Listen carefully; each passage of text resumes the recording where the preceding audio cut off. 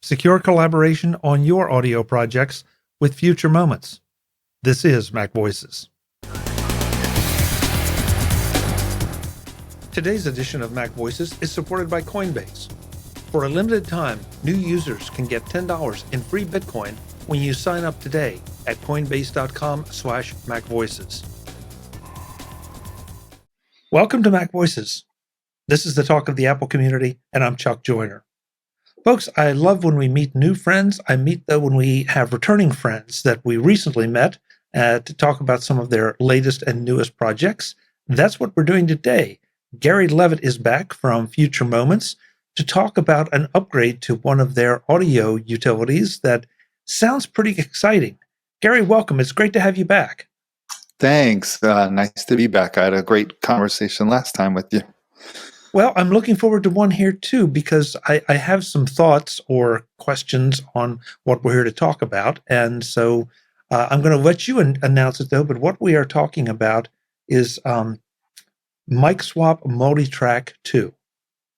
Yes, we just released a big update, version 2.0, to our MicSwap MultiTrack recording app. Let's see if I can show you a little bit without a weird glare.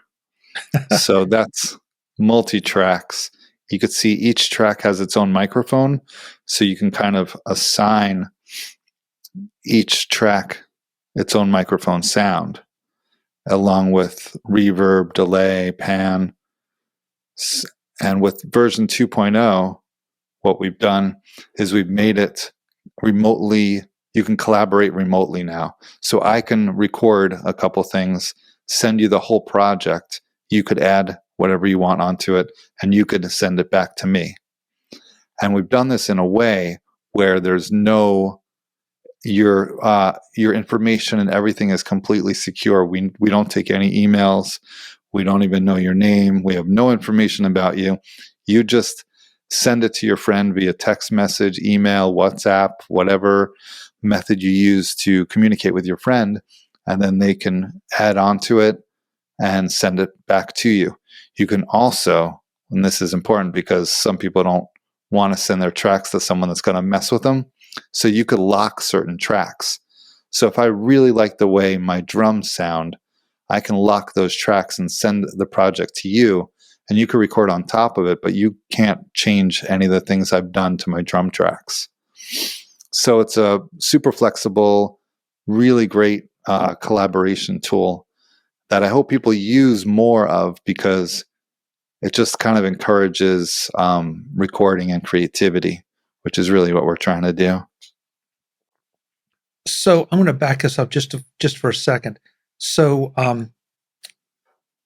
MicSwap MultiTrack before was pretty much just a solo utility. Exactly. And now we can collaborate with it. When I read the press release, though, Gary, I was really intrigued because, and I'm kind of honestly, I was surprised at myself that I had never thought about the implications of security and privacy in a collaboration of this type. And so obviously something triggered your mind and said, yeah, hey, we want to do the collaboration thing, but we want to make it secure. I mean, how did that come about as a priority here?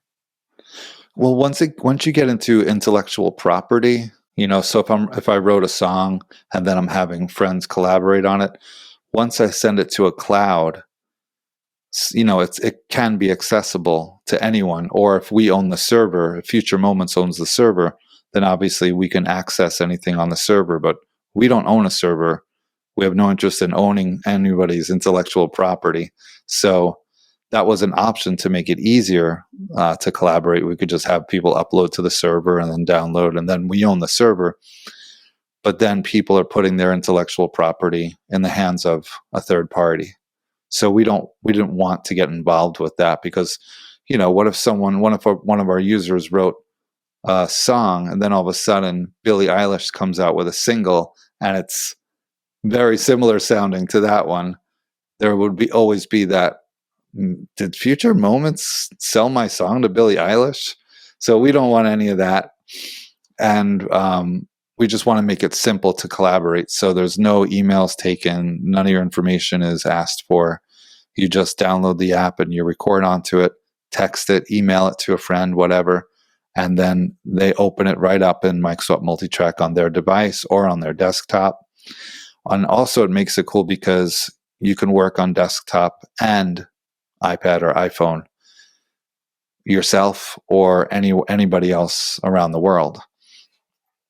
So it's really kind of a great collaboration tool. Right. So if you send me a track, I can do whatever I want with it on my Mac, iPad, iPhone, send it back to you, and it just works. I mean, I love the fact that you've let me use whichever one of the Apple device tools that I prefer, or that I have accessible at that given moment.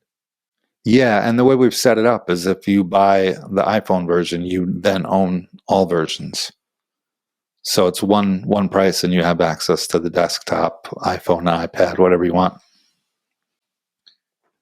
Okay, so Gary, I'm going to go just a little geeky on you, because if I record a 10-minute track, and then I want to send it to you, I mean, it occupies probably a lot more space than a typical email program or chat program would accept.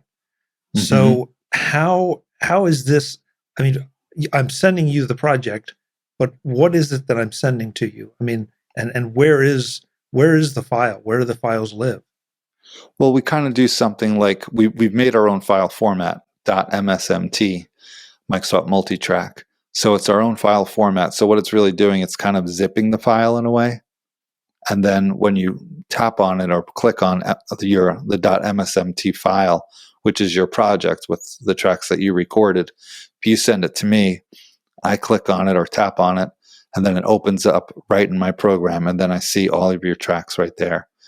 And yeah, the files can get pretty heavy. They are zipped essentially, so it's not as heavy as you might think, but sure, if there's a lot of tracks, it can get pretty heavy. So, you could just use mail drop, or iMessage doesn't have a limit with data. So there's several ways to still send it. Okay, so I am actually sending you the recording that I made of my guitar, the way it would sound in my living room, with the temperature or whatever the temperature is and all those things that subtly affect sound. I'm actually sending you that particular track, not a representation of it. Exactly, that exact one, along with all your settings. So whatever microphone you chose to emulate, that is what I will get. So I'll get all your settings. I'll get the microphone you chose. I'll get the panning, if you added reverb, if you added delay, the volume setting, because you could obviously set different volumes for each track. So I'll get all that information, and it's the project. So it'll come up to me like if you recorded a few different instruments, if you recorded drums, bass, and guitar, and you sent that to me, I would get your mix. It would sound on my end. It would sound exactly like it does on your end. Okay, so the only requirement is that I have to have your application. Well, excuse me, that we both have to have your application to work on that track. Yeah, exactly. Yeah. Okay. And if you wanted to transfer it, you can export the files too. You could just export the files as waves if you want, and then bring it into another recording software if you wanted to as well. We don't really put any limitations on it. And the files that I'm exporting, again, would still be the exact actual recordings that I did. Yeah, it's like magic. I mean, that's what it's sounding like, because I'm thinking about as I started out with compression and compression as in needing to compress the file to take it across in a reasonable fashion. Because I mean, look, we all some of us know, if we've played with it, that say a CD's worth of material, that can be pretty hefty, as far as transferring across the internet. So I guess that's why I'm hung up on this. Like, how are they doing this? And and how much space can you save and not compromise the integrity of the recording? Yeah, and we also offer in the settings, you can change how you want to record. So you can record in WAV format or M4A format. So you're basically recording in MP3, which is much lower, or you can record in WAV if you want a much higher quality and a higher file size, obviously. Yeah, but unfortunately, I'd like to think that all of our ears are getting a little bit better, when it comes to some of the MP3 things that were acceptable years ago. They're not now, or not as readily acceptable. And so if you're recording something for a project that you want to stay out there for a while, capture every little bit you can. Yeah, because it's always better to record in a high resolution and then bring it down for streaming purposes. You can always do that, but you can never bring a resolution up. So if I record in a lower quality, I can't ever make it high quality in case if your song gets picked up for a movie, for example, then all of a sudden, and you've recorded it in MP3 format, when they play your song in the movie theater, it's not going to sound very high quality in those really nice speakers. I kind of equate it to an image. If you do a low resolution image, and then all of a sudden that image gets picked up to be on this humongous billboard, it's going to become pixelated. So images for the web are traditionally 72 DPI. They're a low resolution, but it's the web. It's on your screen, and that's fine for that. But usually when you create images, you would create them at a much higher resolution, and then you bring them down for the web. But hey, if you want to make it for print, then you have that ability. So that's why we do offer to record in a WAV format. So you have the high resolution, which is standard, CD quality resolution. But, nowadays, most people listen on Spotify and Apple Music, and even worse, YouTube. But yeah, your example of the images is really interesting to me, because we are seeing a number of programs and products out there that claim to upscale, and they do a pretty decent job for what they're doing and what they're given to work with. But at the end of the day, it's really hard to get that blood out of a turnip.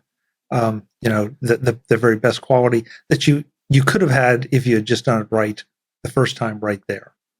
Yeah, exactly. Because what you're really doing is sacrificing pixels, which are bits of information, essentially. Whether it's audio or video, there's little bits of information. Then if you blow it up, you'll see the holes in it. And that's when things appear to be pixelated. Right. And it's the same with music. You'll hear it and you'll be like, it sounds kind of trebly and there's a little sound in it. That's basically a pixelated audio file. I don't think we've ever used that term on the show before, pixelated audio file, but it makes perfect sense. And based on your description, I know I've heard that. I know probably a lot of our listeners and viewers have heard that and really didn't exactly understand or realize what it was. Thanks. Yeah, sometimes changing the terms of things can kind of help people understand it a little more clearly. Yeah, pixelated audio file. Okay. Make note of that one, folks. You're going to be using that in the future. Nice. You mentioned that we can export out from your program and put it in something else. Can we bring in audio files from other programs and drop them into projects in your app? Yeah, that's another thing. Another big thing we added with version 2.0 is you could import as many files as you want now. So, I imported a drum session that was 10 audio tracks, and I imported them all perfectly lined up. I can record bass and guitar on top of it, send it to somebody else. They could add some keyboards and some vocals, and we can basically record a professional quality level song right here on our device. And the last time you were here, we talked about the fact that one of the reasons it is called MicSwap is that you can emulate the sound of a variety of different mics. Right, and that's a big part of mixing. Like, mixing is kind of it's a tricky thing to do because you have all these audio files, all these different audio files, and what you want to do is you want to have them be separated in the mix. That's why assigning a different microphone sound to each, That's why studios use different microphones, because if you recorded everything with the same microphone, it would be much more difficult to get a clean mix, because it would very quickly sound muddy, which is why studios use a lot of different microphones, because then it helps with the separation in the mix. So that's one of the big features of MicSwap MultiTrack, is that you have several different microphones to choose from. So I don't know if you could see here, but you can kind of just swipe and choose from many, many microphones, and each of them has their own sound. So whatever you're recording, I can have a guitar track, and then once I change the microphone, it basically changes the tone of the guitar. So that really is helpful with mixing, because you get all these different sounds from the same source. So the same guitar can sound several different ways based on the microphone you choose. And then, of course, there's panning and reverb and delay and volumes, and all that is kind of the art form of mixing. Gary, I think we touched on this the last time you were here, but well, first of all, let me back up and ask: is using MicSwap on the Mac, is that using Catalyst? Is that the way that you're accomplishing that? So that you're basically running the iOS app on the Mac, as opposed to having a separate app. No, it's a special desktop. It's Mac OS. It is. Okay. Yeah.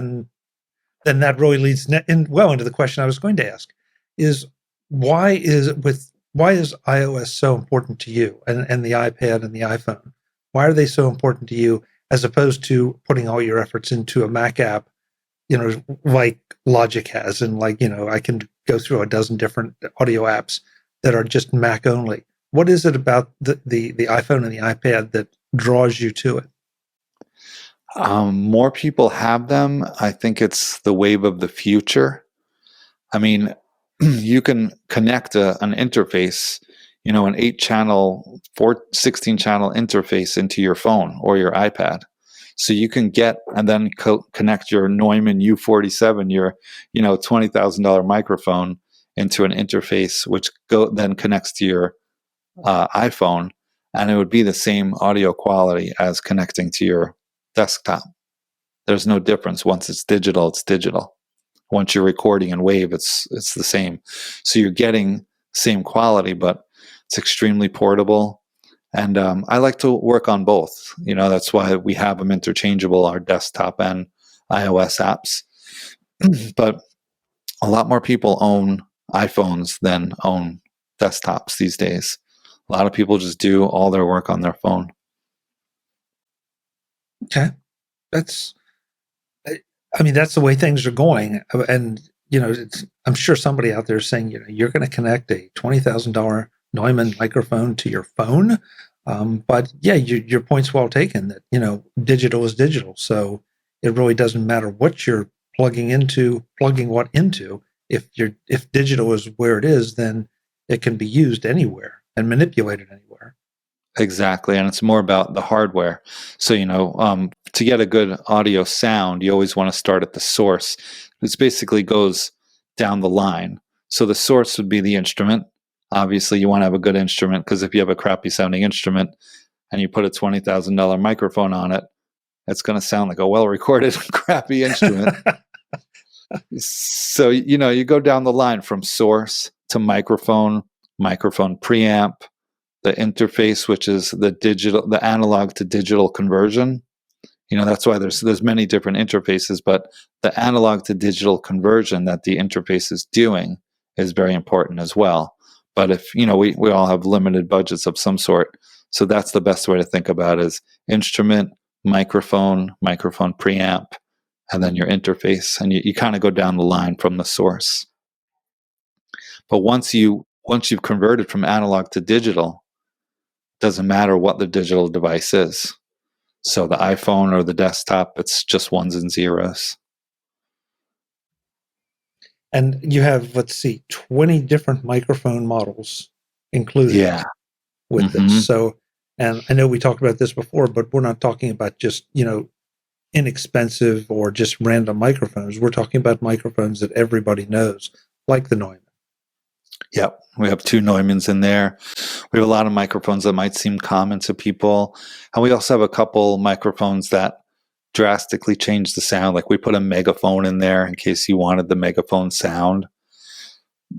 And we have like some old-timey mics, which kind of sound a little old-timey. And then we have some very bassy ribbon mics. So if you're recording bass and you want it to sound even more bassy, or something for, a lot of female vocalists complain about microphones picking up too much treble. So we have some more bass to kind of like ease some of that treble. So there's really a microphone sound for anything. And when you have a bunch of tracks and you have the ability to use different microphones, it really does help the separation of the mix. And then you get a full frequency spectrum. Today's edition of MacVoices is supported by Coinbase. For a limited time, new users can get $10 in free Bitcoin when you sign up today at coinbase.com/MacVoices. Much coin, such base. If you've been following the cryptocurrency craze, now is the time to start getting involved. Coinbase makes it easy and quick to start your own portfolio and learn to trade like a pro. Coinbase offers a trusted and easy-to-use platform to buy, sell, and spend cryptocurrency. With portfolio management and protection, learning resources, and an app, Coinbase is where you can find out what cryptocurrency is all about, trade securely, and monitor your crypto all in one place. Join the millions of people in over 100 countries who trust Coinbase with their digital assets. And best of all, as a MacVoices viewer and listener, for a limited time, new users can get $10 in free Bitcoin when you sign up today at coinbase.com/MacVoices. Sign up at coinbase.com/MacVoices for $10 in free Bitcoin. This offer is for a limited time only, so be sure to sign up today. That's coinbase.com/MacVoices. Thanks to Coinbase for their support of MacVoices. And it's something I don't think that a lot of us who listen to music or anything else necessarily understand how much the microphone and the different parts in the process that you just outlined affect the ultimate sound.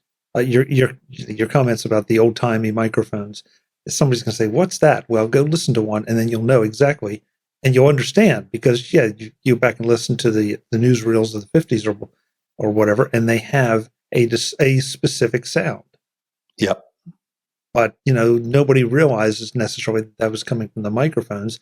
It's just, it's old. That's the way things sounded back then. Yeah, the quality has gotten much, much better now. You could pick up a lot more sound range. So those old-timey microphones are picking up just like a very narrow frequency range that's usually pretty mid-rangey, trebly, along with a bunch of hiss. Yeah.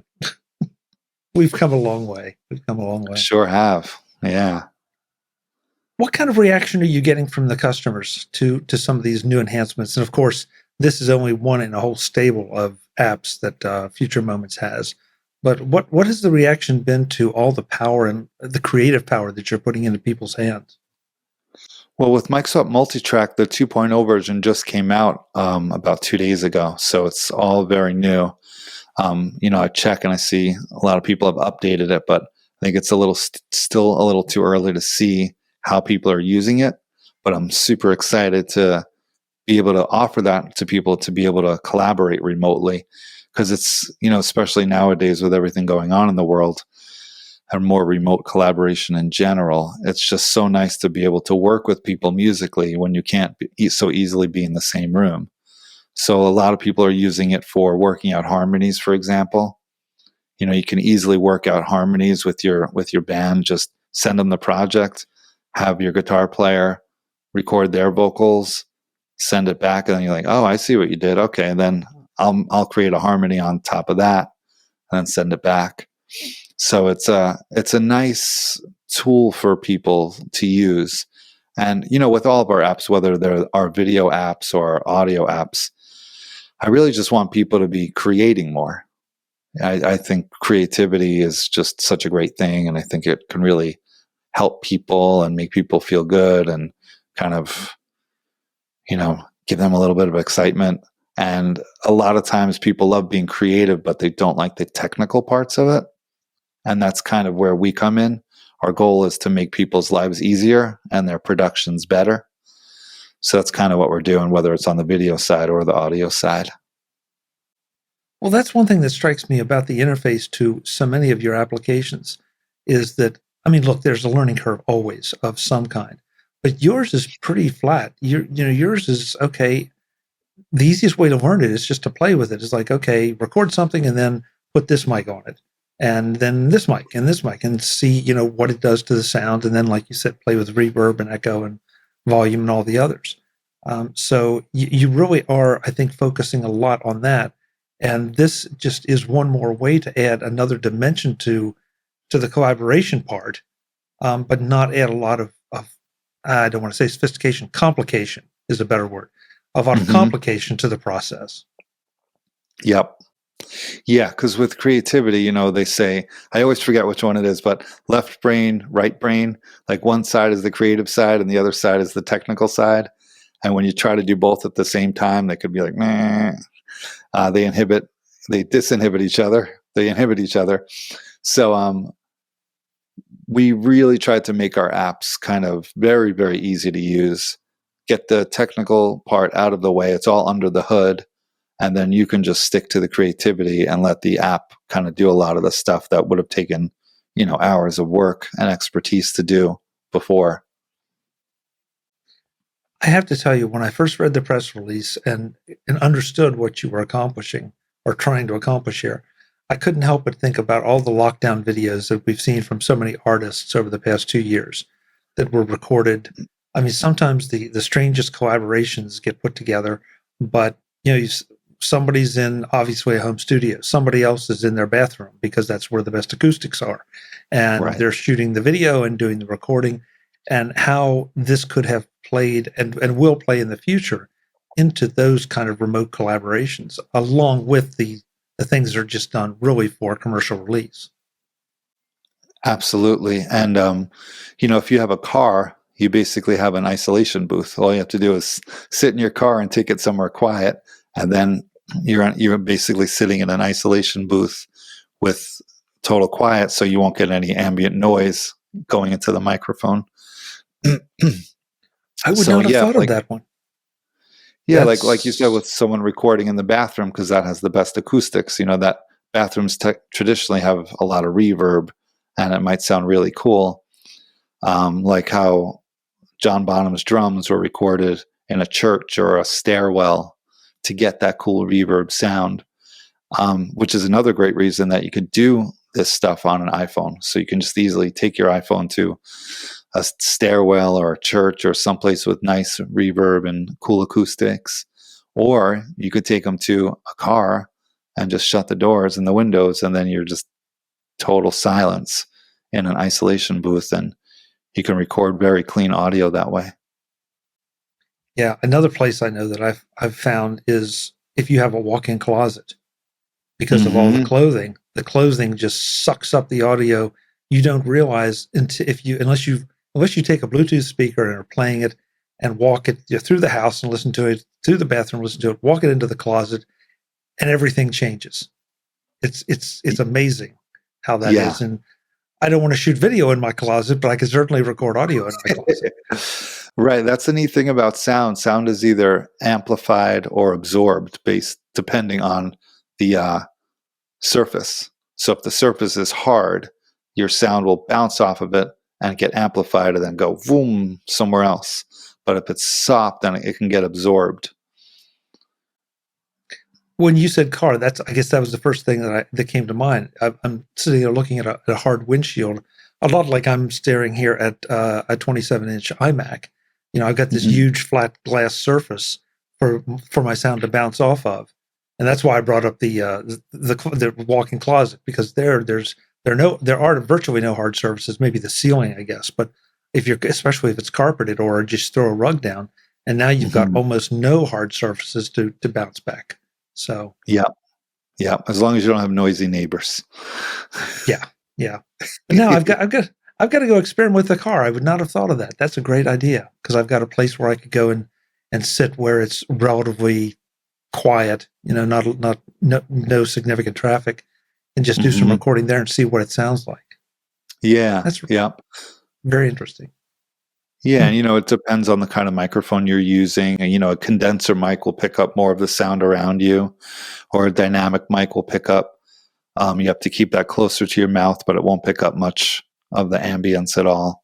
So for there's a lot of podcasters that use our MicSwap apps. So for some reason, a lot of podcasters are using condenser mics, and that's really not the way to go unless you have a totally soundproofed room, because it will pick up a lot of ambience.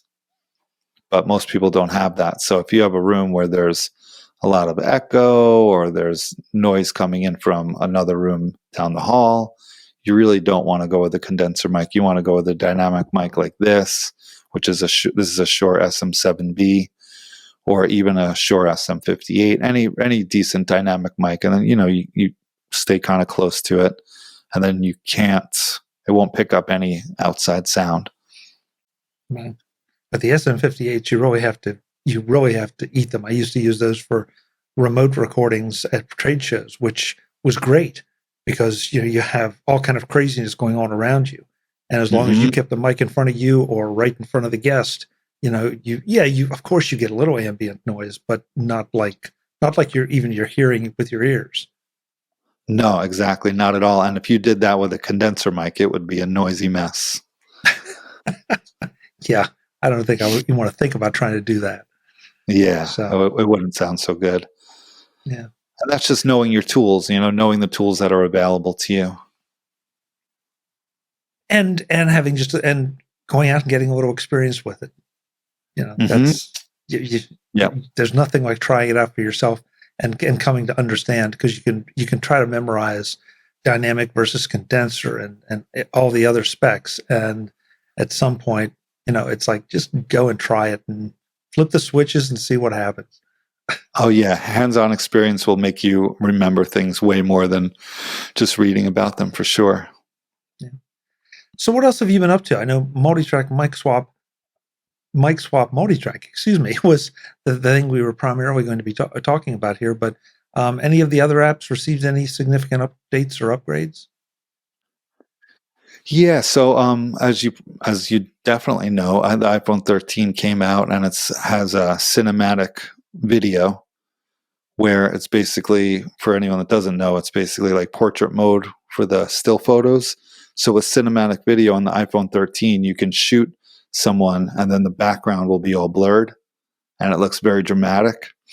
So what Apple does, and even if you take a video and you crop it in the iPhone or the iPad, you can always revert back to the original.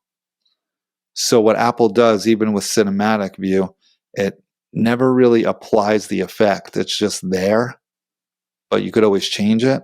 So with most video apps, if you crop a video, or if you use the new cinematic effect, once you import the video, that it's gone. The crop is gone, the effect is gone, and then you do whatever in the app, and you've lost your effects.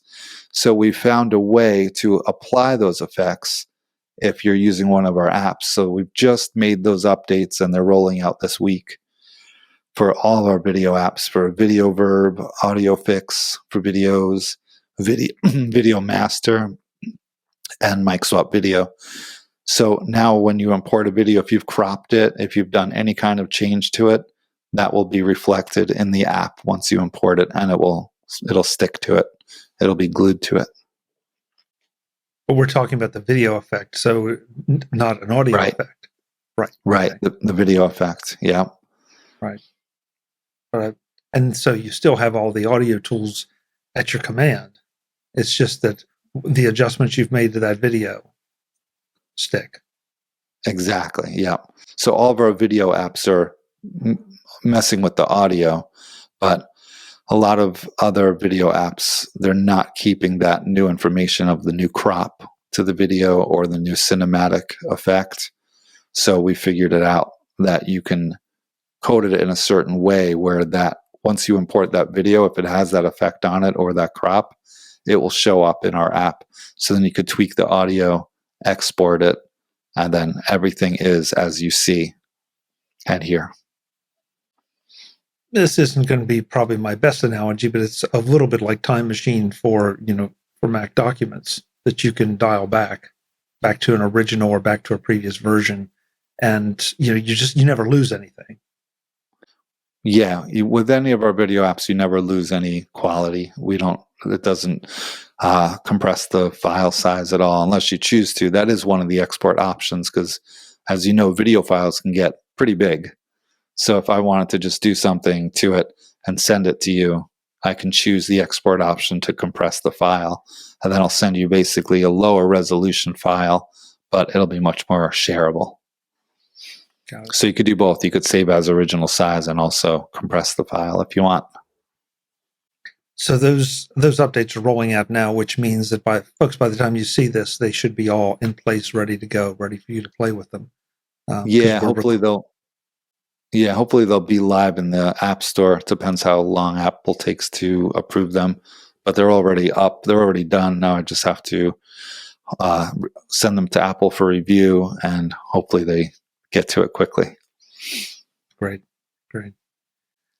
Congratulations on another nice new feature, and I'm so glad you came to talk about it to help us understand a little bit, because you look at the feature, you look at the press release, and say, yeah, that's good, but what are the implications for actually using it? And it sounds like the implications are that you've figured out just about every workaround you can possibly find and maintain the quality and the flexibility, and that's what you really want. Yeah, I hope it inspires a lot of remote collaboration and in-person collaboration. I just hope it inspires a lot of collaboration. Well, it certainly eases the opportunity for collaboration. Yes. So if you liked all of those lockdown style videos, or have something you want to try yourself, by all means, here's a tool to go out and do it with. And then you have 20 different microphones to play with too. It's a lot of choices. Yeah. That's where our brains start to melt down. And you look at the music producers with all the options they have. It's like, how do you ever decide? But that's part of the art. Yep. Sometimes they decide in the mix, which is why, they might record something with like 6 microphones on it, and then they'll decide later which track to use. We'll use this microphone on it, which is something that we've done with MicSwap MultiTrack or any of our MicSwap apps, is that you could assign a microphone, but you could always change it later. So until you export the song or the track, the microphone sound doesn't stick to it. You could always change it after the fact. Yeah. So I keep wanting to switch them for some reason. MicSwap MultiTrack is $19.99 in the App Store, which is just a crazy low price for everything it does. I mean, You're talking about being able to emulate. One of the microphones we talked about is $20,000, and I'm not even going to talk about all the others. So for $19.99, plus you get all the functionality, plus now you have collaboration. And as Gary said, you have secure collaboration so that nobody's going to steal your work. And that's probably more important than a lot of us, consider. If you're at my level, if you're at the Billie Eilish level, you probably have to worry about it. But nobody's looking to copy anything I'm doing, believe me. Gary, the website where folks can go to learn more and see everything about all of the apps is future-moments.com, or you can go to the Apple Store or Google Play and just type in Future Moments, and then all of our apps should come up. Excellent. Yeah. Thank you so much for the time. It's always a pleasure. I come back anytime as you have new updates, because it's always interesting to hear what you're bringing in and why, and how your customers are using them. Thanks so much. I appreciate it. The feeling is mutual. Absolutely. Hope you and your family have a great holiday. You too, Chuck. Thanks so much. Folks, I'm Chuck Joyner. This is MacVoices. If you are interested even a little bit in audio and video, you have to go to futuremoments.com and check out not just, I'm going to say it right, not just MicSwap MultiTrack, but also all of their apps. There's something there for everyone, no matter what you're doing with audio and video. Until the next time, and as always, thanks for watching. Visit MacVoices.com for show notes and to connect with Chuck on social media. Get involved in our Facebook group or like our Facebook page, and get more out of your Apple tech with MacVoices Magazine, free on Flipboard and on the web.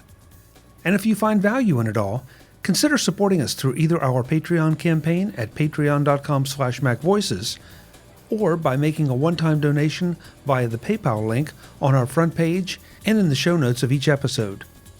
You will join these fine people who help bring you Mac Voices.